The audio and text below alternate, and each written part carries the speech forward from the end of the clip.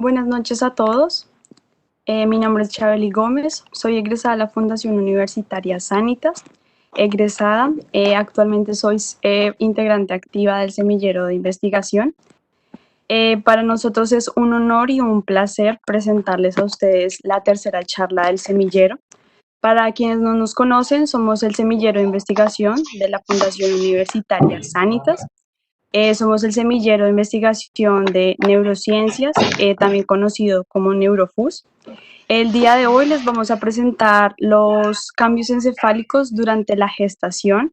Esta charla va a ser propuesta por Daniela Rojas, estudiante de octavo semestre. Les recomiendo que cualquier pregunta que tengan no la dejen saber en el chat.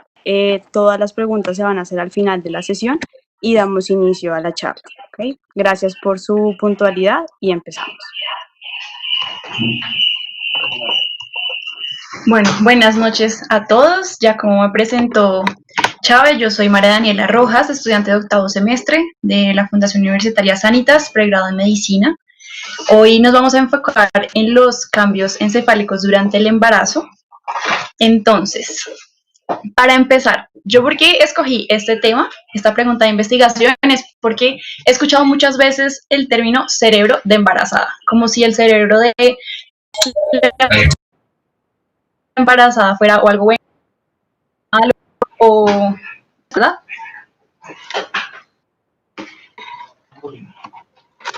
Listo, continuamos. Entonces, ok, listo. Voy a volver entonces a repetir. El tema de hoy va a ser los cambios encefálicos durante el embarazo. Como pregunta de investigación, yo me enfoqué en el cerebro de la embarazada. ¿Por qué cerebro de embarazada? Porque yo he escuchado muchas veces que las personas dicen, es que ella está así porque es que tiene cerebro de embarazada, es que no sé qué porque tiene cerebro de embarazada, y pues digamos que a veces no se sabe con qué intenciones buenas o malas lo digan, y me llamó mucho la atención. Entonces quise saber si el embarazo puede conducir a cambios en la arquitectura encefálica o en la morfología encefálica que se puedan manifestar de manera conductual o comportamental en las mujeres embarazadas. Vamos a pasar a la revisión de la literatura, los artículos. Les voy a explicar un poco sobre cómo me voy a enfocar para abordar los temas en esta charla. Entonces, principalmente van a ser tres. Los cambios encefálicos dados por neuroimagen, es decir, todos como los estudios como resonancias, taxo, estudios en los que podamos ver la forma del cerebro, los cambios que tiene en el cerebro. La neurobiología del vínculo y el apego, o sea, explicar cómo es esa conexión que tiene la mamá con su bebé, por qué es tan importante, cuáles son los cambios hormonales que existen. Y por último, escogí 3 patologías específicas neurológicas que están asociadas al embarazo. Digamos que no escogí más porque siento que sería una charla aparte, y en estas 3 fueron como las que más me llamaron la atención, entonces pues más adelante las verán.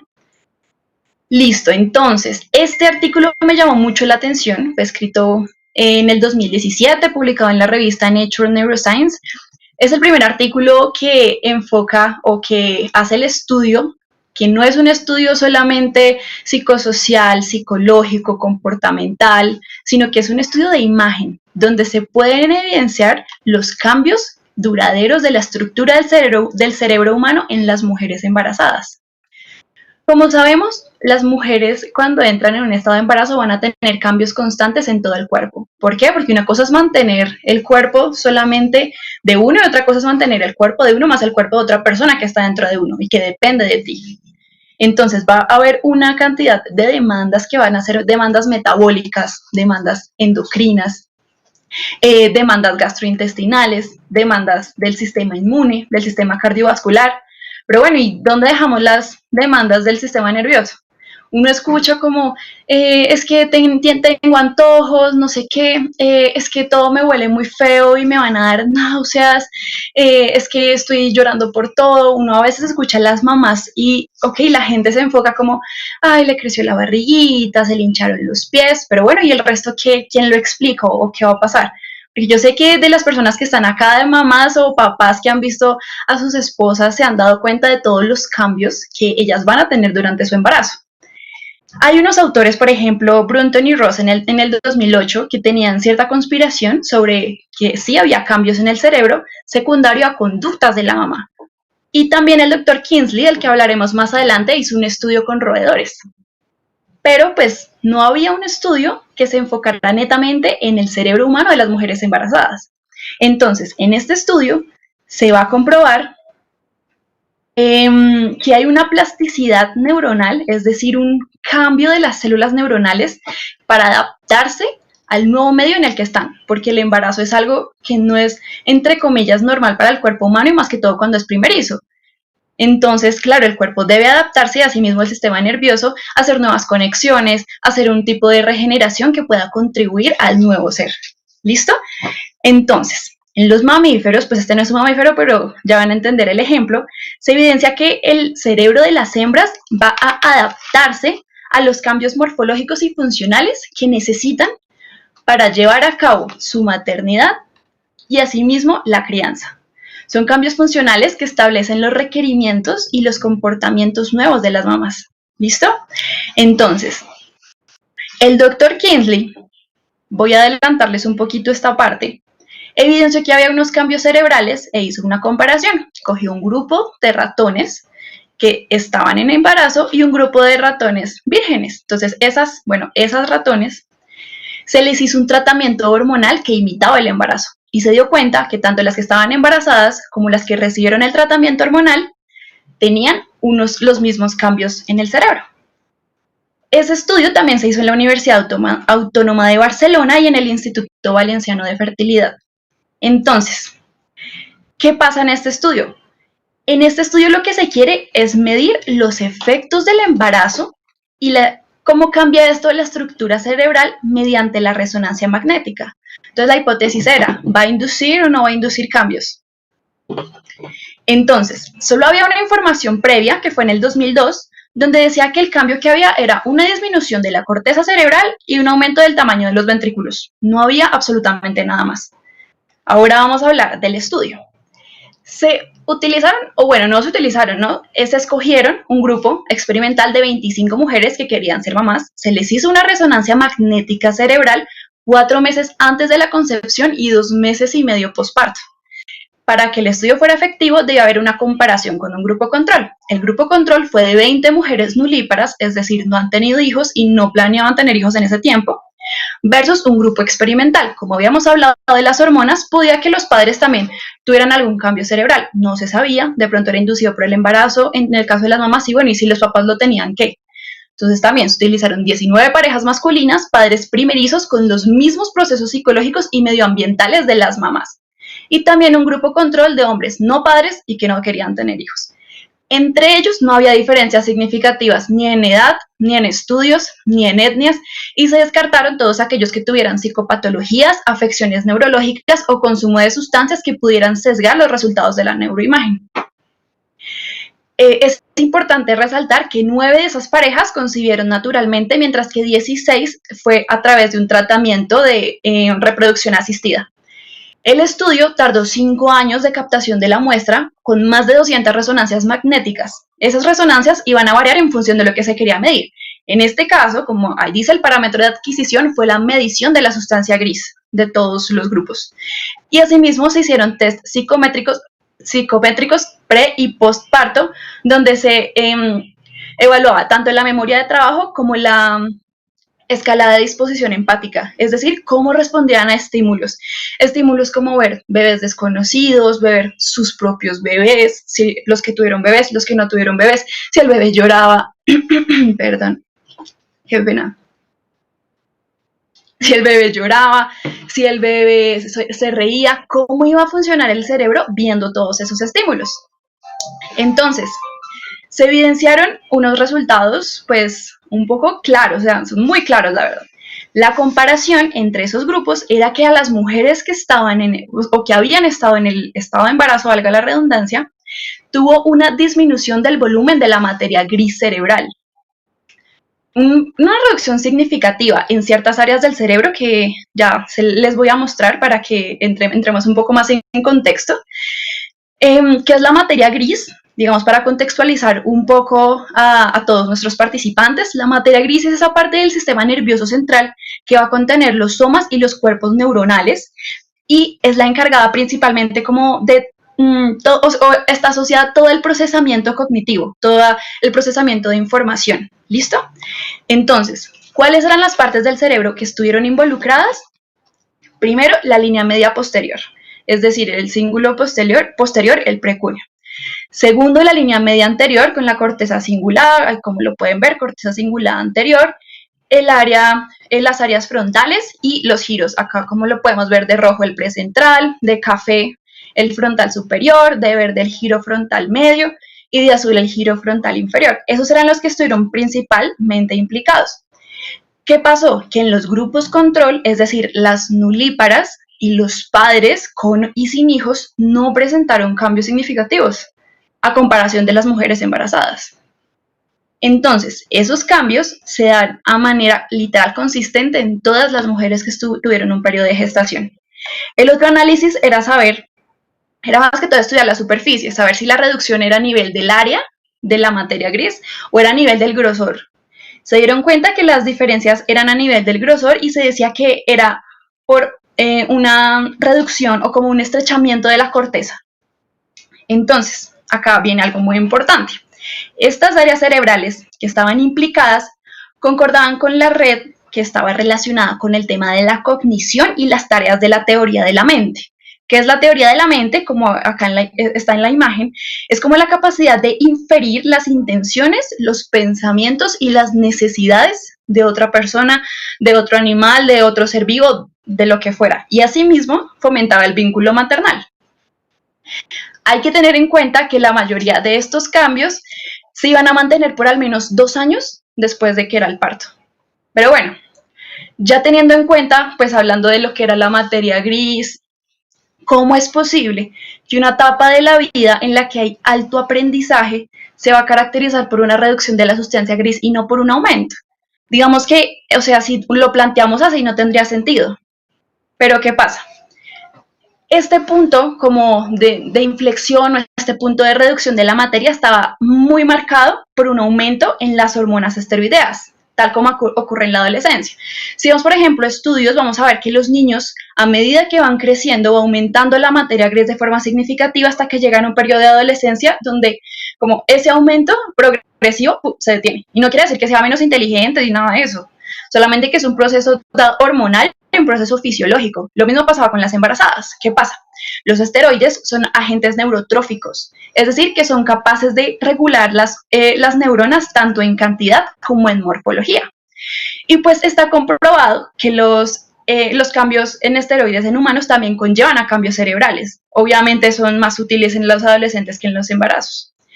En la mujer embarazada hay enormes aumentos de esteroides. Digamos, la progesterona aumenta de 10 a 15 veces sus valores normales.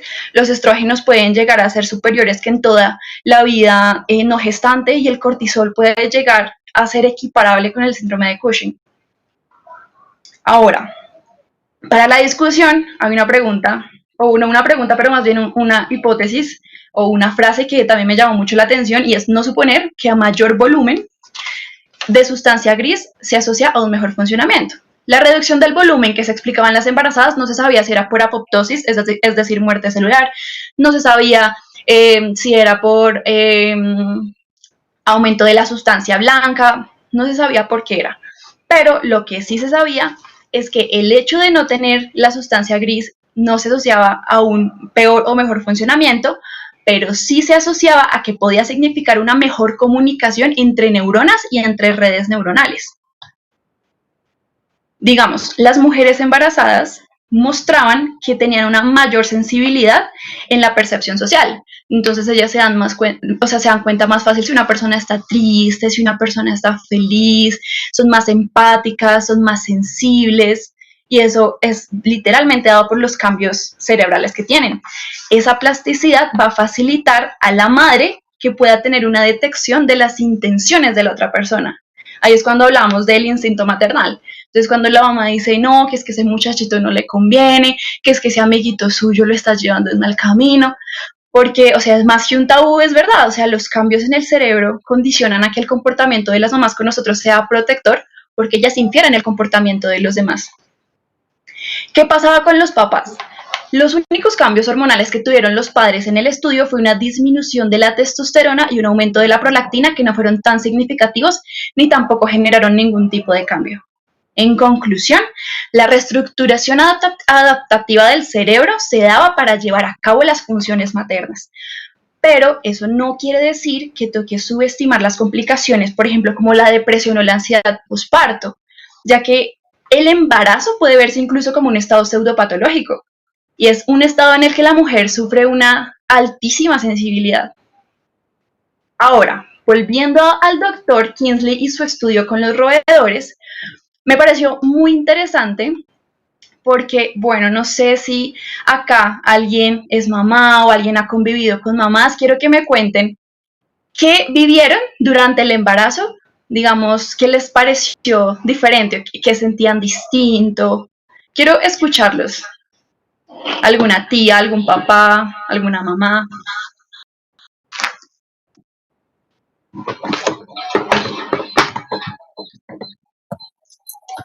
Yo, Jacqueline, Cuéntame. bueno, durante el embarazo, al comienzo sentí mucha angustia y mucho miedo.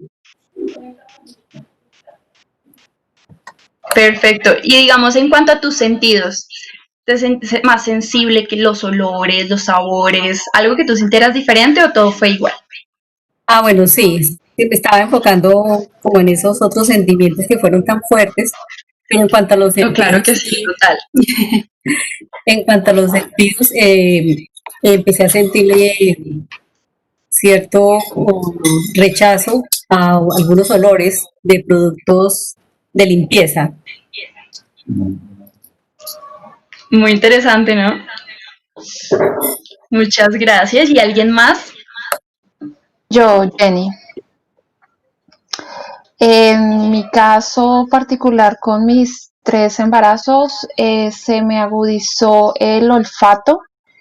Realmente no soportaba casi ningún olor, sobre todo en cuestiones de comida. Casi con toda la comida me generaba bastante rechazo y me pasó con los 3 embarazos. Uf, gracias también por tu aporte. Bueno, en este caso, el doctor Kingsley, neurocientífico, vio que su esposa, cuando estaba en embarazo, era muy sensible a ciertos estímulos y a ciertas, pues, en sus sentidos en general, con el olor, con la visión, con absolutamente todo.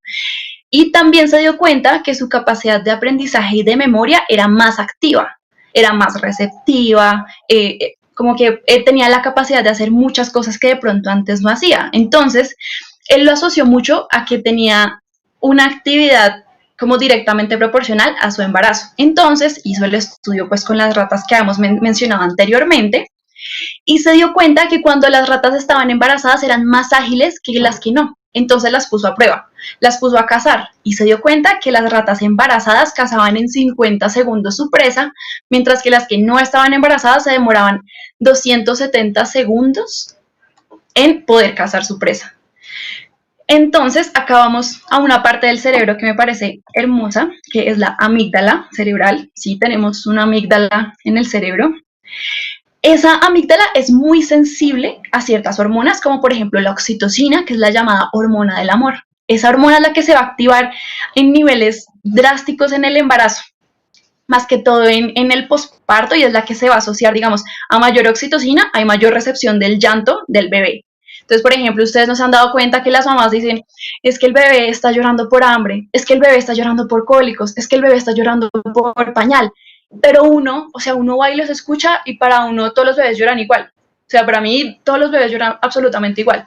Pero las mamás y las que han sido madres se dan cuenta de ese tipo de cambios. Eso tiene que ver mucho con la oxitocina y con el feeling que tiene la mamá con el bebé. Lo que más me llama la atención es que estas mismas zonas que se van a activar en el cerebro, como por ejemplo acá, les estoy mostrando acá el giro cingulado y quiero que le pongan mucha atención a esta parte. El giro cingulado frontal la corteza prefrontal, van a entrar en una ebullición que ustedes no se imaginan con hormonas como la oxitocina y la vasopresina en la madre, pero, o sea, eso en el cerebro es una cosa muy literal, es un punto de ebullición donde se va a liberar el amor. La misma actividad que se dispara cuando las madres ven a sus hijos es la que se dispara en el amor romántico. Es decir, que el amor maternal y el amor romántico activan las mismas zonas del cerebro hormonalmente. Por eso es que, o sea, las mamás nos ven a todos los hijos y pues literal se derriten de amor por nosotros. Pero, o sea, cursi y todo, pero es cierto. Y entra algo llamado el circuito de recompensa. Digamos, cuando una mamá huele por primera vez a su hijo, tiene cambios hormonales muy fuertes. Uno dirá, no, pero es que ¿a quién le va a oler eso? Pura sangre, yo no sé, líquido amniótico, eso que va a oler rico. Ok, las mamás cuando huelen a sus hijos activan el núcleo caudado y ese núcleo activa un circuito de recompensa y el aroma es tan fuerte que va a actuar como una droga, literal, una droga adictiva, porque libera unas cantidades de dopamina que ustedes no se pueden llegar a imaginar. Y los científicos británicos de la Universidad de Bristol demostraron que las mamás, en las últimas fases del embarazo más que todo, porque ya han tenido mayores cambios cerebrales, como que captaban mucho mejor las emociones y los rostros humanos que las demás personas y estaban más atentas a los signos emocionales o signos de agresión o signos de amenaza. ¿Por qué? Porque se activa el instinto materno del que hablábamos ahorita. Ahora quiero que hablemos de algo muy importante también, que ocurre tanto en el embarazo como en todas las relaciones que nosotros tenemos. Entonces, para hablar del vínculo que tiene la mamá con el bebé, es importante aclarar que hubo hallazgos neurobiológicos usando técnicas de neuroimagen como las que les he mostrado y apuntan a una clara implicación del sistema límbico, que es el que vemos en pantalla, teniendo como estructuras principales el tálamo, hipotálamo, lóbulo frontal, amígdala e hipocampo. Ese vínculo lo que va a hacer es como conectar el proceso afectivo emocional y crea el vínculo mamá-hijo.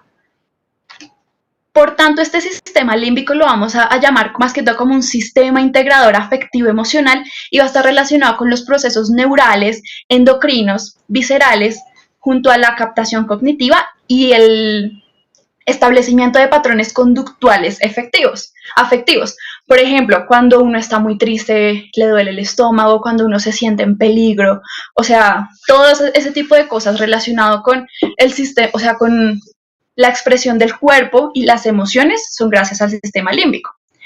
¿Qué pasó con las ratas del Dr. Kingsley? Él decía, o tenía la hipótesis, de que la plasticidad neuronal y la plasticidad neuronal estructural y funcional iba a cambiar. Él evidenció que había variaciones morfológicas de los árboles dendríticos de las células piramidales en las regiones hipocampales CA1 y CA3, teniendo en cuenta que el hipocampo es súper importante o es si no es que el más importante para los temas de memoria, de aprendizaje y de las emociones. Ahora nos vamos a enfocar en las complicaciones neurológicas de las patologías del embarazo que les dije en un principio. Yo escogí estas tres porque me parecían demasiado interesantes. La primera va a ser la hiperemesis gravídica. Entonces, ¿qué es la hiperemesis gravídica? Va a ser un periodo persistente de náuseas y vómitos, va a ser repetido y produce pérdida de peso, deshidratación, trastornos hidroelectrolíticos ácido y base y generalmente se da alrededor de la semana sexta a la semana 12ª de gestación. ¿Qué pasa? Que esta hiperemesis gravídica puede resultar en una encefalopatía de Wernicke. Esta encefalopatía generalmente se estaba asociando mucho o pues se asocia mucho al alcoholismo, pero no se puede descartar que puede ser secundaria a una hiperemesis gravídica. ¿Por qué? Por una inadecuada absorción de la vitamina B1, que es la misma tiamina. Esta vitamina es un cofactor súper importante para las enzimas que se relacionan con el metabolismo energético cerebral. Es decir, que cuando hay una disminución del uso global de la glucosa, va a haber una acumulación de metabolitos nocivos como el ácido láctico, el glutamato y los radicales libres que pueden generar una neuropatología.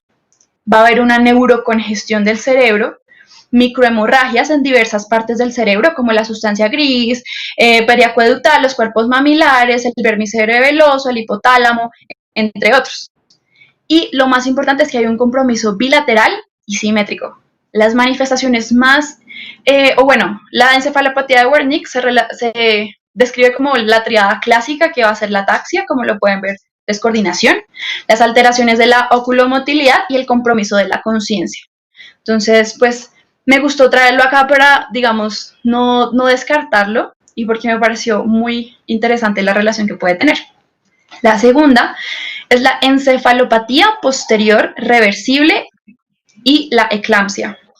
Entonces, sabemos que los síndromes hipertensivos del embarazo van a contribuir en forma muy significativa a que aumente el riesgo de morbimortalidad tanto en la madre como en el hijo. La preeclampsia y la eclampsia se van a definir como, o se va a presentar como, una disfunción endotelial sistémica, y esa disfunción endotelial sistémica va a estar atribuida a modificadores inflamatorios, como puede ser la interleuquina 1 y 6, las moléculas de adhesión, el factor de necrosis tumoral, entre otros. Eso va a originarse como consecuencia de una placentación anormal, y eso va a dar resultado a una falla multiorgánica. Cuando ese daño endotelial afecta al sistema nervioso central, eso es la manifestación más severa de la eclampsia. Va a producir una encefalopatía, y esa encefalopatía es capaz de producir convulsiones, compromiso de la conciencia o cualquier focalidad. Acá podemos ver en esta neuroimagen que el edema vasogénico está ubicado en forma bilateral, que es otra forma de la presentación de la eclampsia, que está pues ubicado también de forma posterior, y generalmente de los primeros episodios que pueden presentarse va a ser convulsiones, o la primera manifestación va a ser convulsiones. Generalmente son focales, luego puede aparecer cefalea, luego puede aparecer compromiso de la conciencia, compromiso del campo visual. El edema es bilateral de la sustancia blanca y está en el territorio posterior.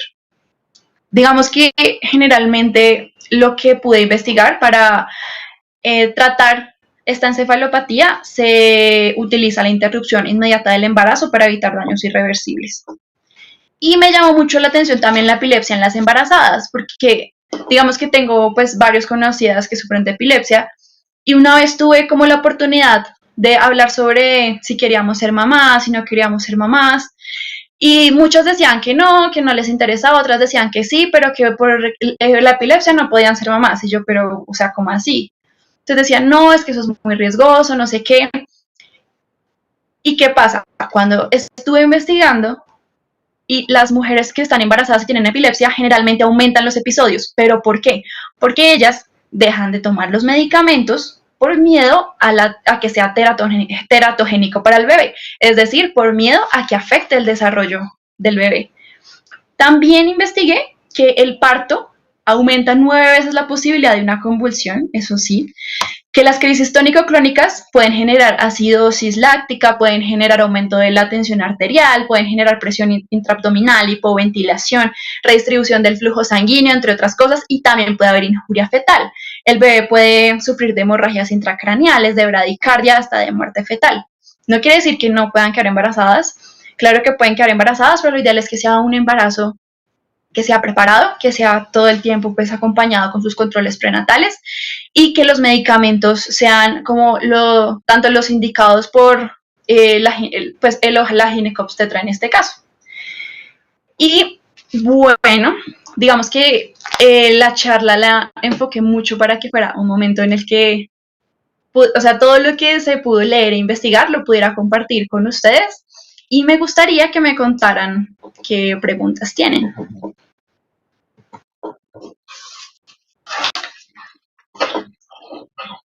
O comentarios o aportes. Hola. Hola. Quisiera saber si una mujer que sufre de epilepsia y está embarazada, si está tomando esos medicamentos para la epilepsia, ¿debe suspenderlos o no, cómo es el manejo? Digamos que, claro que sí. Lo ideal es que ese embarazo se lleve siempre como de la mano con el ginecobstetra y tomando como los medicamentos que sean protectores tanto para ella como para el bebé.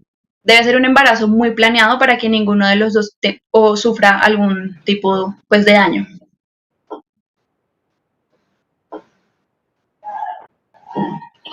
Gracias.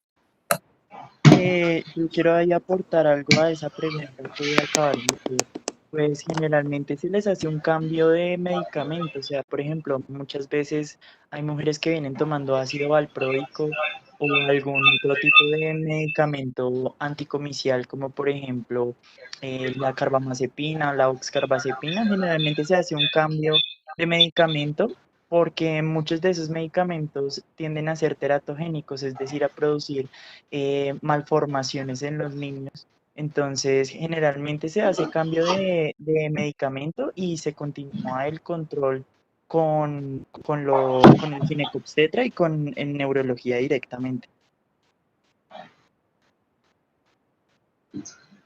Ah, gracias por la aclaración. ¿Hay riesgo que una mamá con epilepsia, el bebé también pueda nacer con esta misma enfermedad?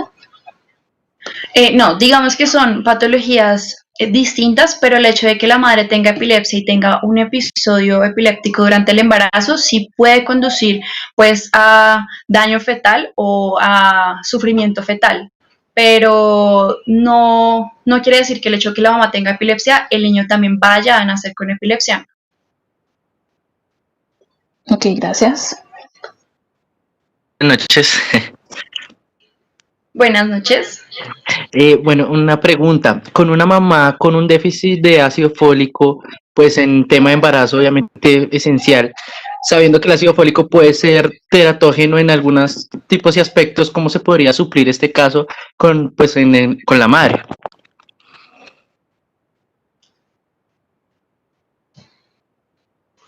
Pues digamos que yo, dentro de lo que leí, o sea, dentro de la literatura, el ácido fólico, o sea, deficiencia en la mamá de ácido fólico sin importar la etapa del embarazo o en alguna etapa del embarazo en específico.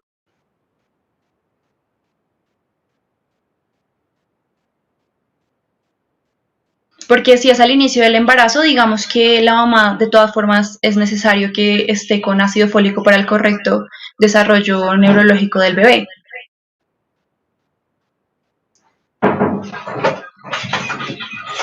Gracias. Daniela, tenemos dos preguntas que nos comentaron en el chat. La primera es, ¿qué cambios anatómicos cerebrales fetales existen asociados al aumento pues, de peso en las pacientes embarazadas?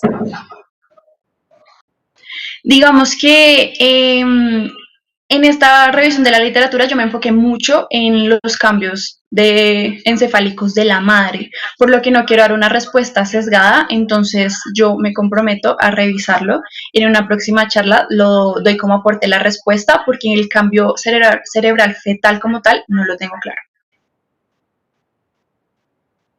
Lo que tenemos es en relación al apego, cómo cambia la actividad cerebral en el posparto a comparación de la actividad cerebral durante la gestación.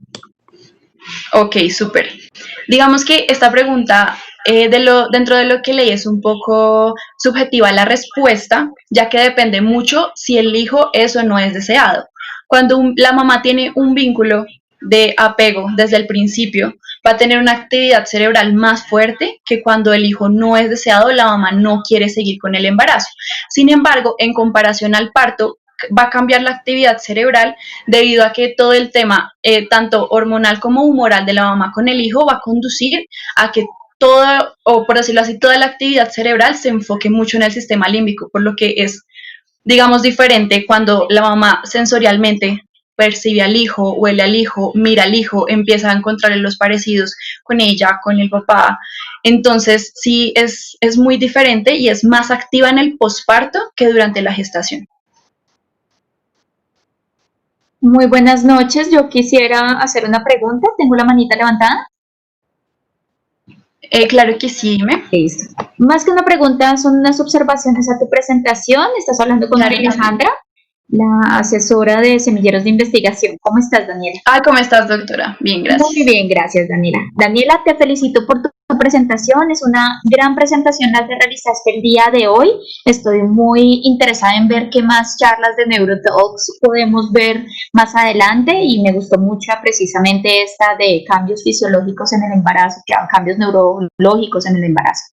Dos recomendaciones. Una, primero, siempre referencia a las imágenes que pongas porque nos podemos, de pronto alguien está grabando esta presentación y podemos tener problemas de derechos de autor de las imágenes. Siempre referenciarlas, si es Creative Commons, si es de, por ejemplo, Disney, que vi, por ejemplo, la de Hércules y Megana, que me pareció excelente. Ese tipo de cosas, siempre referenciarlas para evitarnos problemas. Listo, Y la doctora, claro que segunda, quisiera hacer una intervención con respecto a una de las respuestas que diste. La epilepsia sí es hereditaria en el 4% de los casos que hay de madres con epilepsia. Hay unos patrones de herencia dominante para unos síndromes específicos que son de difícil manejo y otros de herencia recesiva y que podemos ver que podemos heredar. Entonces, en algunos casos, que son muy pocos, solamente el 4% de todas las epilepsias, se puede dar un patrón de herencia tanto dominante como recesivo, para que lo tengamos muy en cuenta para responderle muy bien la pregunta a la persona que la realizó. Muchísimas gracias, doctora. Muchas gracias a ti y felicitaciones. Daniela, gracias doctora por la intervención. Tenemos otra invitación especial. Les voy a presentar a la doctora Juliet Lucía Flores Castillo. Ella es egresada de la Fundación Universitaria Sanitas. Ella es una de las integrantes activas del semillero de ginecología de la Fundación Universitaria Sanitas.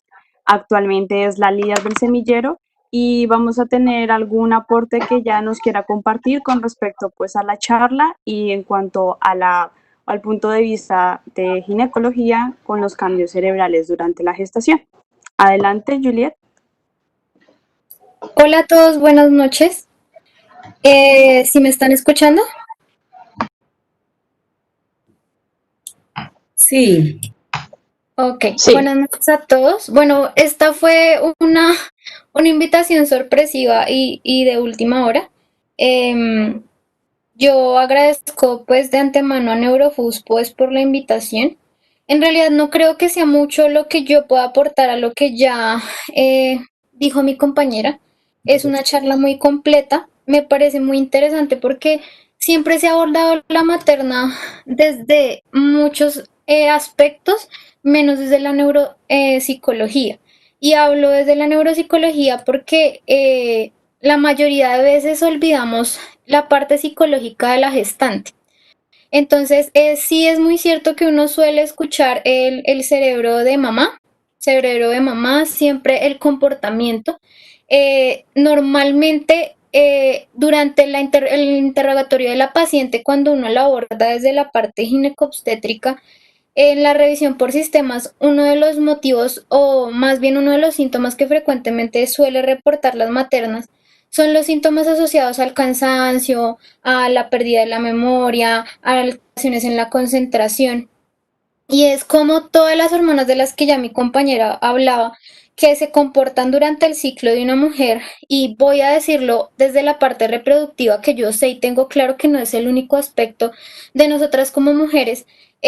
Desde la parte reproductiva, las hormonas tienen una variación durante nuestra vida bastante marcada, pero durante el embarazo estas hormonas tienen un crecimiento exponencial y demasiado marcado para poder hacer todo lo que ya sabemos que tiene que llevar el cuerpo de la mujer para poder llevar a un adecuado fin, a un adecuado desenlace en el embarazo. Pero normalmente nunca hablamos de las hormonas en su papel de atravesar la barrera hematoencefálica, cómo estas hormonas generan un cambio muy importante a nivel de neurogénesis y también una palabra que yo creo que quiero que se les quede a todos y es tal vez la que más define todos los cambios que logra hacer estas hormonas para poder hacer todo lo que nos comentaba nuestra compañera, y es la plasticidad neuronal. Y es una plasticidad neuronal que no solamente va a afectar el ánimo de la gestante, sino también que prepara para lo que está en la imagen que les tengo ahí en la pantalla, que es la maternidad. Recordando que nosotros somos animales y esa parte animal y ese instinto de preservación de la cría como lo que va a perpetuar la especie no se pierde.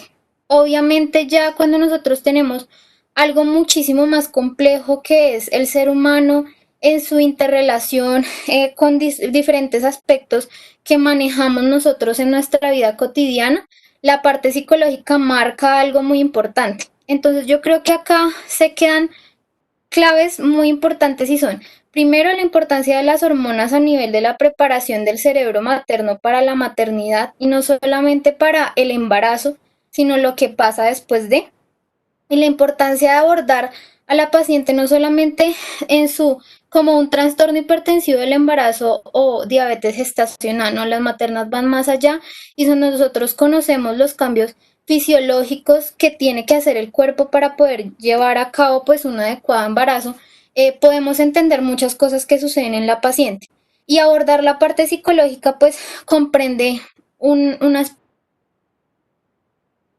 sobre todo la aplicación de escalas de riesgo psicosocial que nos ayuden a ver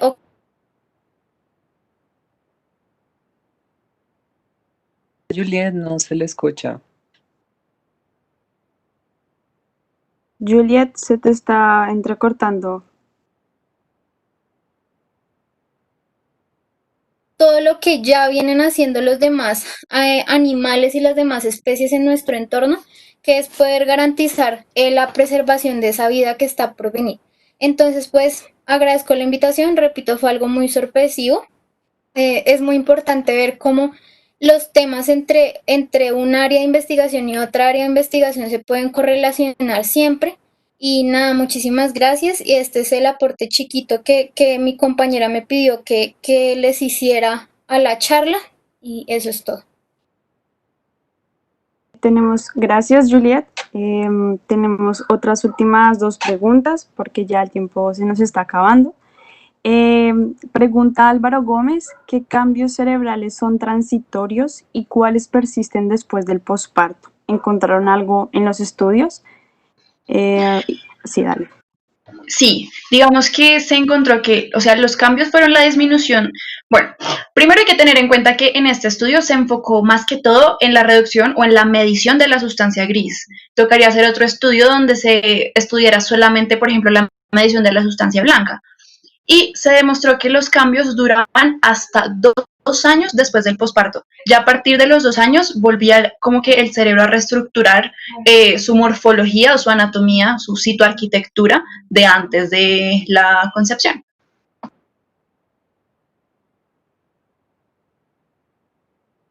Y la última pregunta.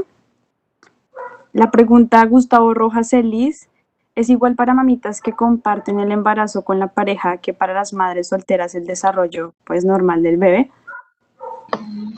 Digamos que el desarrollo como tal normal del bebé, sí. Lo que pasa es que hay factores medioambientales o factores psicosociales que van a contribuir que cambie el estado pues tanto emocional como de salud de la madre, que sí puede afectar al hijo.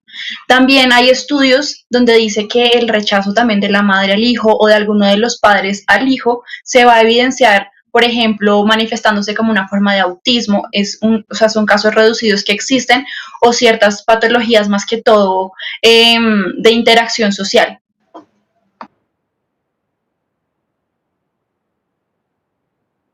Ok, ahora la audiencia está muy activa. Otras 2 preguntas.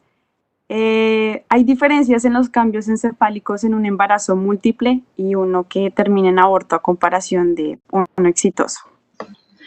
Digamos que los cambios encefálicos van a ir creciendo a medida que la gestación va cumpliendo semanas, por decirlo así. Entonces, por ejemplo, no van a ser los mismos cambios en una gestación de primeras semanas a una gestación más avanzada.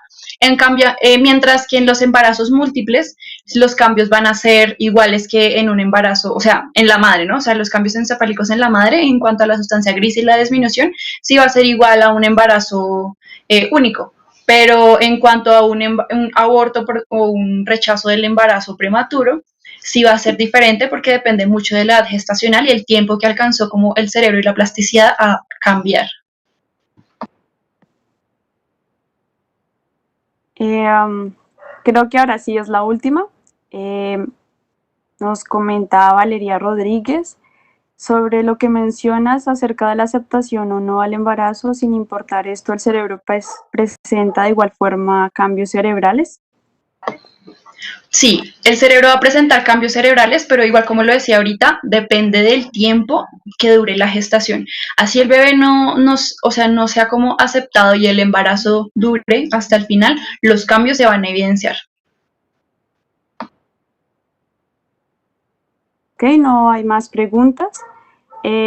Quería, aprovechar la ocasión para agradecerles a todos por su asistencia, como lo testimonian, y por la gran acogida que nos han tenido con todas estas charlas.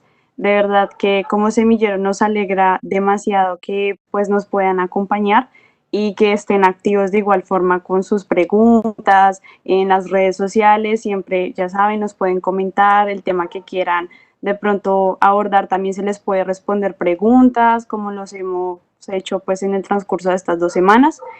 Y pues también agradecerle a la estudiante Daniela Rojas, hizo una muy buena presentación, a todos ustedes, y pues recordarles que la siguiente semana, el miércoles a las 8 p.m., como ya está nuestro cronograma, para que nos acompañe. Fue un placer, que tengan una linda noche y gracias por su asistencia. Muchas gracias a todos por su asistencia y por la disposición para la charla. Que tengan muy buena noche. Bueno, yo también quiero sí, agradecerles a todos en nombre del Semillero y de la Fundación Universitaria Sanitas, realmente que nos estén acompañando cada miércoles en estos eventos académicos que para nosotros son supremamente importantes por muchos aspectos, no solamente por la revisión de un tema, sino también por la parte correspondiente a la sociabilidad y a la asociación que podemos tener nosotros entre todos. Pero de la misma manera, poder contar con los aportes de cada uno de ustedes, no solamente del conferencista, sino de todos los asistentes, ya que eso es el propósito. La academia es realmente un espacio en el cual se produzca debates, se produzcan opiniones, se produzcan realmente síntesis en las cuales podamos nosotros concluir aspectos científicos y académicos de un tema. Mil gracias a todos, a Daniela por su presentación,